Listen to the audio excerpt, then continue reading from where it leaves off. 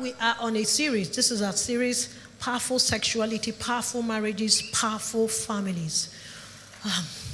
Sexuality has become, we seem to be in a culture that is over-sexualized. Everything is about sex. They sell toys with sex. They sell babies with sex. Everything. I was at the salon over the weekend to do some touch-up. And by the salon where they sell clothes, they were selling clothes, and then they had where they do hair. And then on the table, the cosmetic table, it says sex toy. I said, sister, hair, clothes, sex toy. What is the connection? He said, ma, this thing is selling like wildfire now. He said, one of my friends that started the business, the business has gone haywire. He said that it's well sold. So he said someone dashed her 4, she has sold 3. He's remaining 1. He said, you don't need to market it to just be selling itself. He said, it's selling faster than clothes. I said, don't think about it as a business. If you check those who do online sales, I don't want to mention their names, I'm not advertising anybody. You can see that some of the things that sell, the things that people buy more, is sex toy. What is it about sex that is causing all the confusion? We have families who have forgotten the last time. When was the last time you slept with your wife? I didn't say girlfriend. If you're not sleeping with your wife, something is wrong. We need to check if the thing is working. If it's not working, let's quickly get doctors so that it must work. Because that's one of the reasons why 2 of you, your wife is not your sister. I was in a counseling and the 2 people were quarreling in front of me. I said, what is, calm down. He said, ma, I'm not his sister. I said, hold on. Did he say you are his sister? He said, he has not touched me for almost 4 months. What am I? Am I not his sister? I turned to the man, I said, bros, what did they happen? Did you know they walk again? He said, my wife know they behave well, so they didn't know they catch me. I said, then she's your sister. In Christ. Praise the Lord. But God loves sex. God loves sex. Everybody should love sex. Who are married though? No, even if you're not married, love sex. But don't use it because you don't have NAFDAC number until the time comes. Okay. Don't practice. Don't practice. All right? Some people will wish that the ground will open and they fall in. You are here with me. So we said that last week that sexuality is God's idea, that is not Hollywood idea. And we said that sex is asking for redemption, someone to redeem it. And we all agreed last week that sex is God's plan, that it should happen between marriages. And we also agreed that sex, love, and romance is one of the greatest delight as well as one of the greatest pain.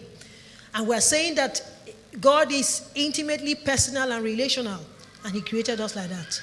And if he created us like that, if we put within us potentials for us to have sexual relationship, he should teach us how to do it so we'll avoid pain. So last week, for those of us here, we're doing a study of Songs of Solomon to see how we can derive healthy love, sex, romantic relationship from attraction to marriage. Some of our writers are here. It's content development. I'm doing a 7-act play from the Songs of Solomon. The 7-act play. So we did Act 1 and Act 2 at the first service. So we're entering Act 3 at the third service. These are the acts. So those of you who are writing, please look at how to develop a drama out of this. The act of attraction, go with me. Dating scenario, the courtship, wedding and honeymoon, the conflict in marriage, keeping romance in marriage, keeping fidelity in marriage. Okay, we're going to go to the third part, Act 3. Act 3 has to do with the courtship and the commitment. At this particular point in time, both of you have decided that we're going to commit ourselves to be mutually exclusive to each other. At this particular point in time, can we have sex? Since both of us have agreed that it is only 2 of us, nobody else in this ship. Should we have sex? What happens in this place will determine whether we should have sex. Songs of Solomon chapter 2 verse 8, he says, listen, my beloved, behold, he is coming, climbing on the mountains, leaping on the hills. So What we are seeing here is intense sexual desire. This man is running from somewhere. When I'm saying running, I'm not talking about the picture. The metaphor involved is not a metaphor of using his legs to run. It's a metaphor that all the chemicals in his body, there is sexual arousal. Something is pushing up inside him. His manhood is running. Everything is running. Where is he running to? My beloved is like a gazelle or a young stag. Behold, he is standing behind our wall. He is looking through the windows. He's piercing through the lattice. Now, the picture of the gazelle or the young stag is actually the picture of two animals in heat. A young gazelle is a female deer, and a young stag is a male deer. So it's a picture that they are in heat. And some of you who were dating someone's child, you remember that when we were younger, you peeped through the windows looking for, if you watched Sound of Music, the boy took a stone and was stoning the window so that the girl can come out. This boy is charged. He's looking for a way to bring out this girl. My beloved responded and said to me, so the girl heard now that this my guy is around. Arise, my darling, my beautiful one, and come along. He's calling the girl to come. For behold, the winter is past, the rain is over and gone. Now, this is springtime. So everything has come alive. That's a picture that is saying everything in his body has come alive.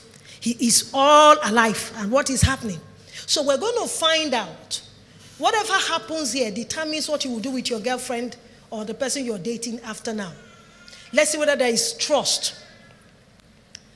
The flowers have already appeared in the land. Remember, it's springtime.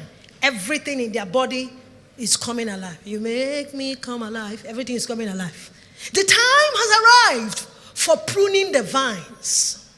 It is time for two of us, because the intention, that the desire in my body is so high. So the time has come.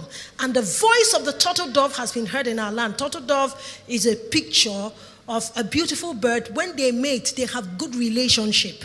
The fig tree has ripened its figs. What he's saying now is that the fig tree is a picture of his penis. My penis is standing. And the vines in blossom have given forth their fragrance. What he's talking about is the body of the woman.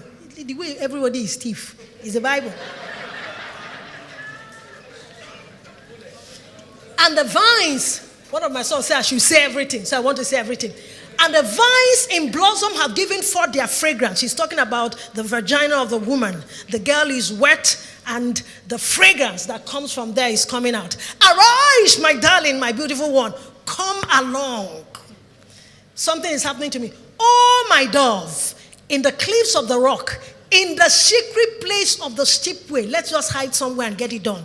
Let me see your form. In other words, show me your entire nakedness. Let me hear your voice. You know, when you're having sex, the things that happen, the voices. For your voice is sweet and your form is lovely. What happens here now is what is going to happen for everyone who is in a courtship. If this man sleeps with this woman, Pastor Ben is now giving everybody the love and life right. Quickly go and sleep with the girl without bride price. So let's find out. Should we go? Catch the foxes for me, the little foxes that are rooting the vineyards, while our vineyards are in blossom. In other words, let's not do this. It's not time. The foxes, which means premarital sex.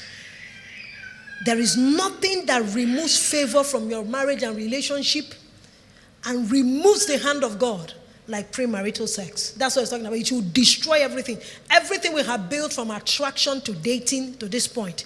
If we do this, it will destroy it. My beloved is mine and I am his. In other words, we still have this relationship. We have security. We don't need to have sex.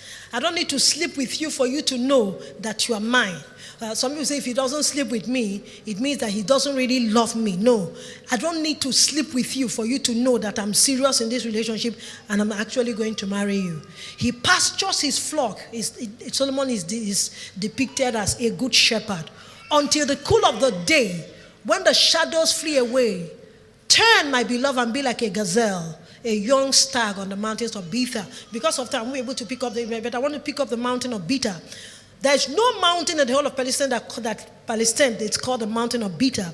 The mountain of Bether, the word Bether is the word separate. In other words, let us separate so that we won't have to have sex before marriage. I adjure you, all daughters of Jerusalem, by the gazelles or by the hinds of the field, that you not arouse or awaken my love until she pleases. What he's saying at this particular point in time is, when this thing we are doing, if the sexual arousal takes over our lives, we will not be able to reason well again. Since this is our time of courtship, let's not get the sexual excitement and the sexual arousal to begin, because it will cut things off. It will spoil, it will bring foxes that will damage our relationship. This is where we stopped with the second service. So we now began to say that a couple must grow in their passion. If you're in a relationship, you started with attraction, the passion grows, and then you come into dating. The passion grows, you come into courtship. If this passion is not growing, if there is no growth in your passion when you started your marriage, when you started your relationship, if we don't see any growth, it means that marriage eventually is going to have a problem. You see, passion is like pregnancy in the sense that it starts at a particular time and it ends at a particular time. What happens is, if you abort it halfway through, the pregnancy, the gestation period did not continue. So what you have is a challenge, a physically challenged or retarded relationship, that you continue to have the rip-off, the problem in marriage, because the love stages were destroyed before time. All right. So, and every couple must grow in these three stages. You must have theological unity, which means what two of you believe about God. You must have that unity. You must have the unity, the moral unity of conduct that says, this and this and this are our core values. These are our morals. Pastor Ben spoke extensively about morals last month. Philosophical unity. Why did you people come together? His why and your why, are they the same thing? And then genuine unity that has to do with attraction. These are the things that must be there when we're in courtship. So let's go to the honeymoon. In the honeymoon, you have stage 4 or play 4. Let's now find out what we have in this play. During honeymoon, a man must be taught to be gentle. Why? Let's read. We're now in chapter 4. We have done chapter 1 and chapter 2 and chapter 3. So we're now in chapter 4. How beautiful are you, my darling? How beautiful you are. Now, look at this man.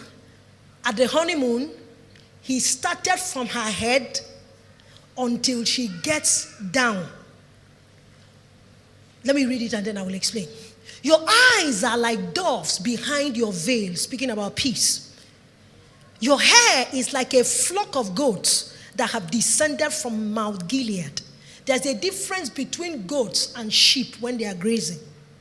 When a sheep is grazing, the sheep will stay in one spot, and then there is overgrazing in that place. That place becomes overgrazed. In other words, it loses strength and energy.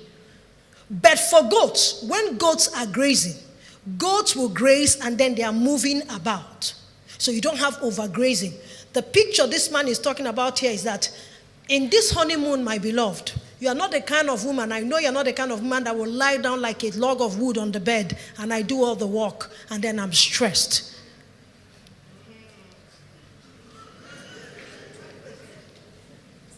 You know, because there is something about our tradition that says a woman is not meant to be sexual.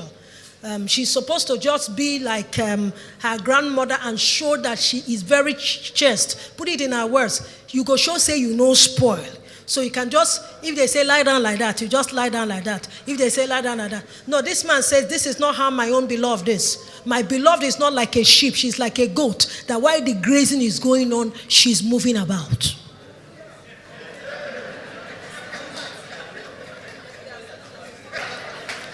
He said your teeth are like a flock of newly shorn ewes, which have come up from their washing, all of which bear twins, and not one among them has lost her young. Now, these ewes, what do? There is a time where you remove the fall. If you don't remove the fall, there is overheating. And when there is overheating, they die. What this man is saying here is that the feeling that this girl brings onto him is removing overheating from his body. That he has that feeling of fulfillment and peace. Just having this. He hasn't gone down to touch her vagina. Because at honeymoon, there is something some people do. You say, I have been waiting for this girl for the past 9 months. Will wedding come so? That wedding night, he said it must be this wedding night. You're supposed to approach the girl with gentleness. Some of us, you injured your wife on wedding night and you are even angry. He said, this I have waited for 1 year.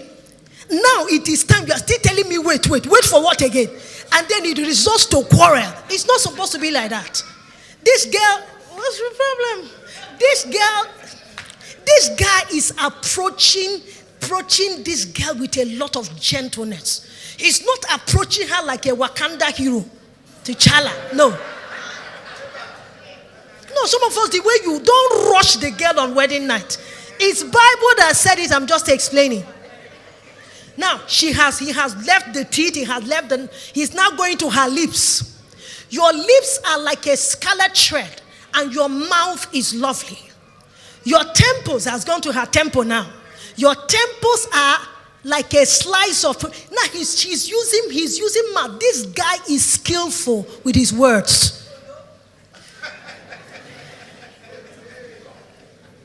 Your neck is like the Tower of David. I will explain the Tower of David.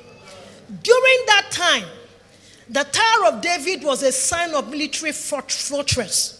So the country depended on that tower, on the faithfulness and integrity of that tower for their fortress.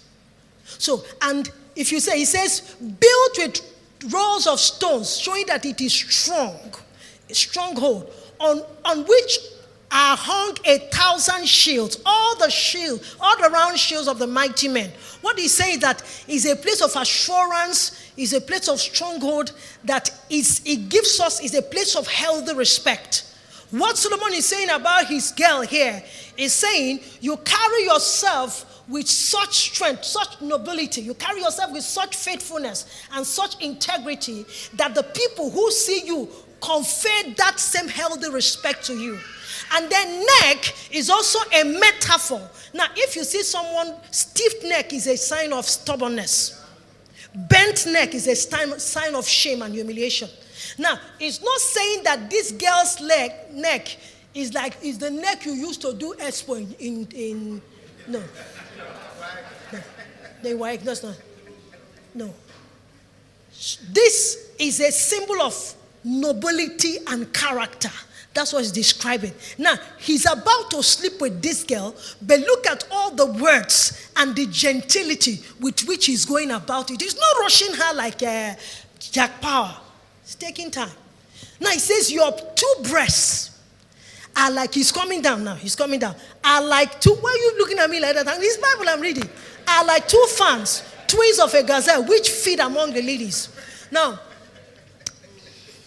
2 fawns are actually baby deer, 2 baby deer. When you see 2 baby deer, they are soft and gentle to touch. What he's saying is that I feel like I want to touch your breast and carouse your breast. And then he says your breast also is compared to lilies. He's talking about, it's the 2 is like the white lilies.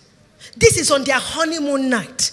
There is nothing about, I will show you today that I am a man. I will show you today. He hasn't injured this girl. He hasn't injured. For those of us who are going to get married, I have 4 of my children who are going to get married. Don't rush her on the wedding night. He says, Pastor Ben that made me not to touch, but this night is this night now. You didn't see her say, pull your clothes now. Now all the senses are part of the sexual experience. The entire thing is an experience. It was a total experience. The guy finished work. Until the cool of the day when the shadows flee away I will go my way to the mountain of myrrh and to the hill of frankincense. There's no mountain of myrrh in that place. In their country, there was no hill of frankincense. Mountain of myrrh and frankincense, this is talking about essential oil, it's talking about fragrance, talking about something used in perfume. All of them are very expensive. In other words, I value you so much that I won't treat you like they treat a prostitute. I won't handle you like a prostitute. I will handle you with like someone of value. He said, you are altogether beautiful, my darling, altogether lovely. And there's no blemish in you. This is the same thing when they're going to offer sacrifice.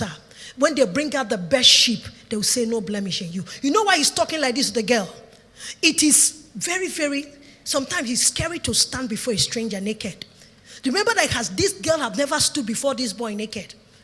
Most men, I need you to understand that on the wedding night, especially those of us who went through the growths of passion, the girl is going to be standing before you naked for the first time. What this man is trying to do is to calm down the anxiety so that she won't do it with a lot of fear. Because this particular point in time, I've not done this before. I'm a virgin. And then some of us are saying, a boy told a girlfriend, me, I know if you do the work of virgin, I get her to break virgin. They hard though. Go find who go break them before we start. Yes. Now, all of us, hear me. If you injured your wife on the wedding night, you need to go back because some of them still have that fear. Well, yes, the scars. Because listen, can I talk like I feel it? Can I talk like I feel it? I remember the wedding night, they kept asking me, are you okay? Are you okay? So I'll wait for you. My husband is a gentleman. I'll wait for you. Even when he looked as if there were scars, he joined to massage the things. He said, I'll just take your time. They think you're going to be with that vagina for a very long time. There's no need to rush it. Calm down. The girl needs to calm down because if she doesn't calm down, she won't be wet.